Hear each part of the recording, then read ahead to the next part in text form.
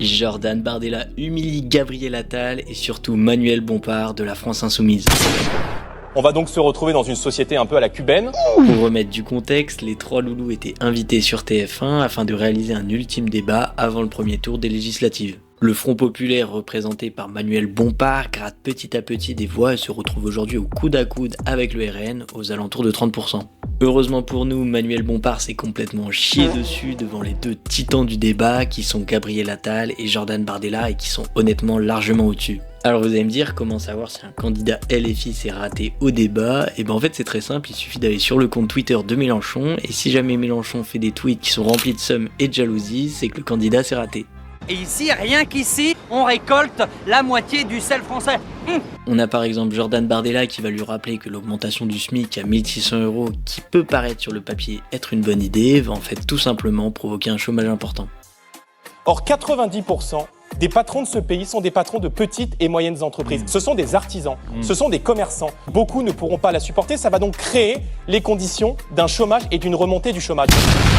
Manuel Bompard va être également pris la main dans le sac à trafiquer des faux chiffres, notamment sur le pouvoir d'achat des Français, et va se faire soulever par le journaliste de TF1. C'est que les Français ont vu ces dernières années la plus forte baisse de pouvoir d'achat de ces 40 dernières années. Ce que vous dites est factuellement inexact. Zéro. Bon à rien. Incapable. Effectivement, le pouvoir d'achat des Français, il a pas baissé, et heureusement, en fait, il y a que 2 années où il baisse, c'est en 2013 et 2022. Ne vous inquiétez pas, il y en a pour tout le monde. Gabriel Attal va aussi se prendre une fessée, notamment quand il faut parler d'économie budgétaire que l'on pourrait facilement faire en supprimant l'aide médicale aux étrangers qui coûte environ 1,6 milliard d'euros par an.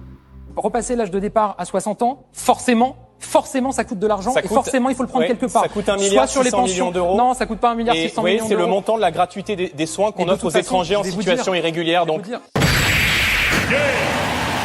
pourquoi pardon est-ce de que faire des choix pour mes compatriotes. Pas aujourd'hui, pas maintenant, pas après tout ce que tu as fait.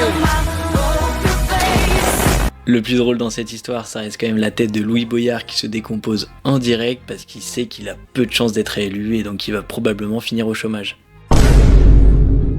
J'ai pas de calvitie, fils de pute. Sur la tombe de mon père, regardez mes cheveux. J'espère que vous avez apprécié la vidéo. N'oubliez pas d'aller voter dimanche et on se dit à la prochaine.